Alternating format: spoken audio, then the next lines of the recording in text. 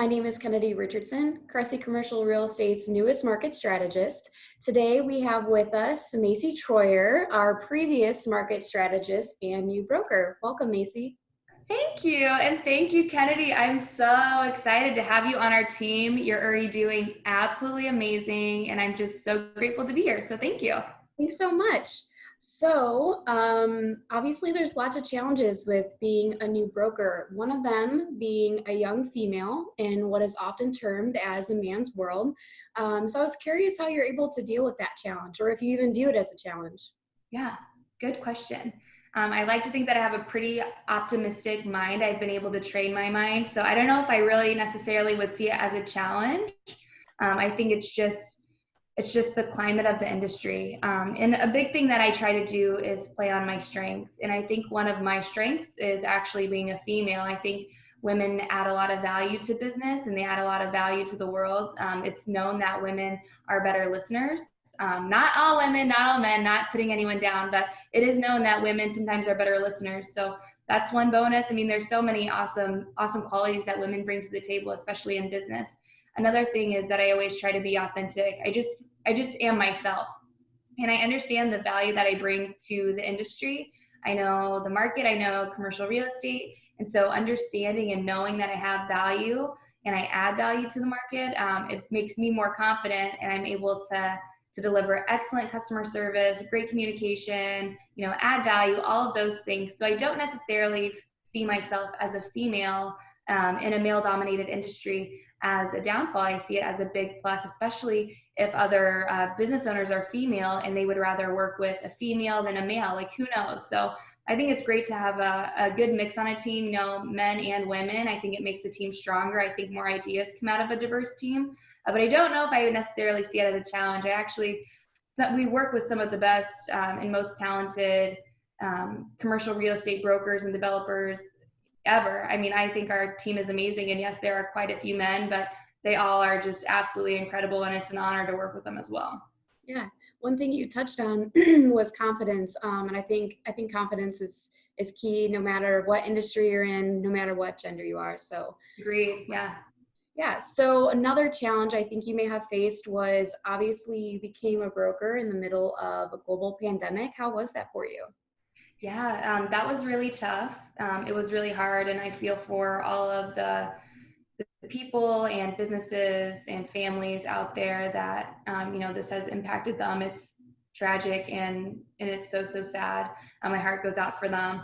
Yeah, it was definitely hard transitioning into brokerage, to be quite honest with you. Thankfully, in my former role, your role now, as a market strategist, I was able to meet tons of amazing people up here. And I was able to kind of build on those relationships. And now I'm able to use them, to use some of them as clients. So I've been in communication with them. And I've been working in the commercial real estate industry, training to be a broker for the past 2 years. So I've been able to learn a lot from our brokers and just from the experience all about commercial real estate. So entering into the market was different and was unique in certain ways, but in certain aspects too, I'm grateful because instead of hustling in a way where I'm, trying to close deals and make deals and, head down and just go with my eyes like this, knowing what I need to do, I took a pivot in my standpoint and was really wanting to just be more human and reach back out to my old contacts and relationships that I've had and reach back to people and see, how are you doing? How's your family doing? How's your business? And can I be of service in any sort of way, from commercial real estate, or is there any way I can just offer a hand and help you out? So I've been able to pivot. And I think that's also something really important in commercial real estate, at least from my approach. A relationship and communication is really important to me as I build my client base.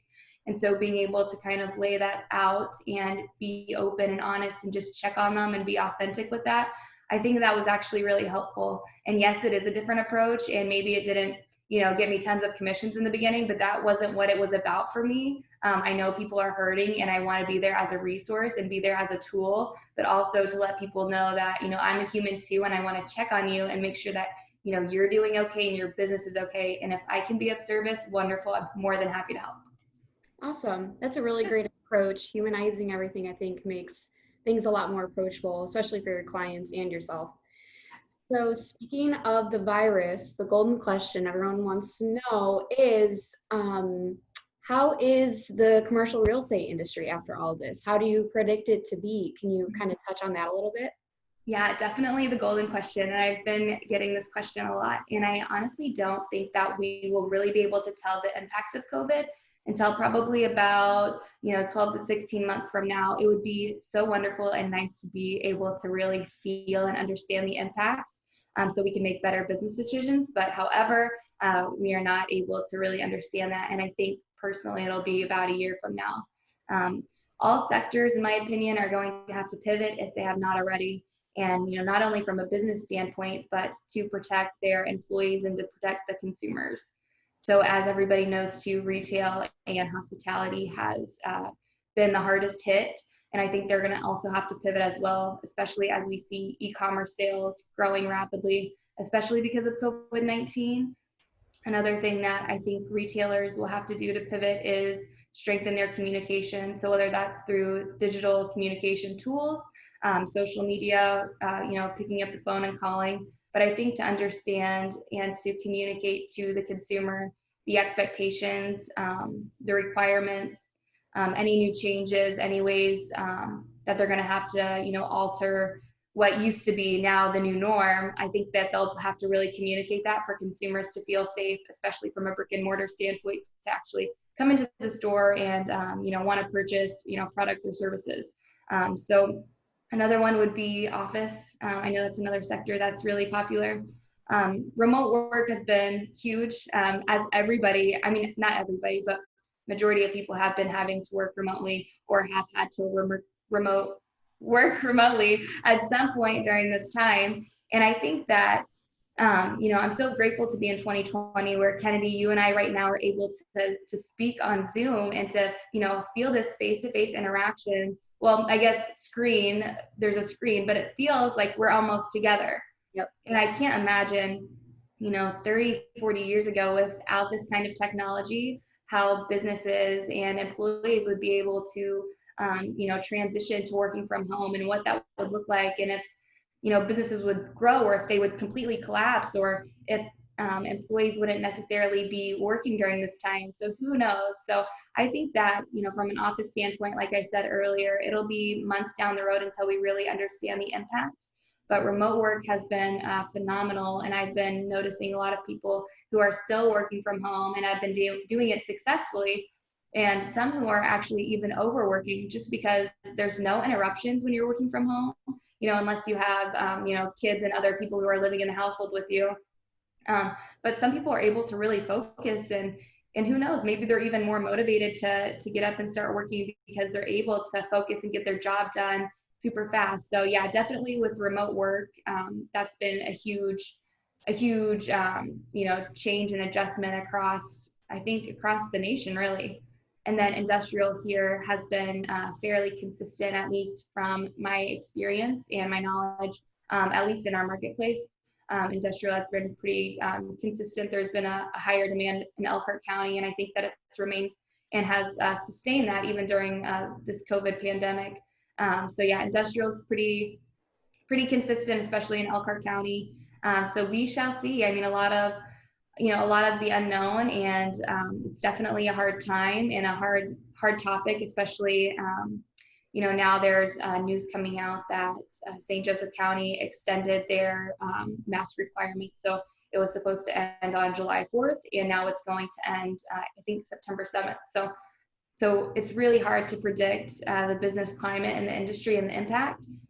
However, I think, each month, I think we'll get kind of a better idea of what the commercial real estate industry is going to look like going forward as we move forward and get through this all together. Yep, I agree. It's definitely going to be a learning curve. And like you mentioned, I don't know how people would have done it in the past. So I'm very grateful for virtual calls like this. So thanks for participating in our first ever Cressy Insights on through screen to screen. Pretty cool. Well, thank you, Kennedy. Yep. Thank you so much. You're amazing, and I'm so excited to see how you're just going to thrive and help grow the company. So thank you, Kennedy. Thanks so much, and congratulations again on becoming a broker. Thank you. Yep, see ya. Bye.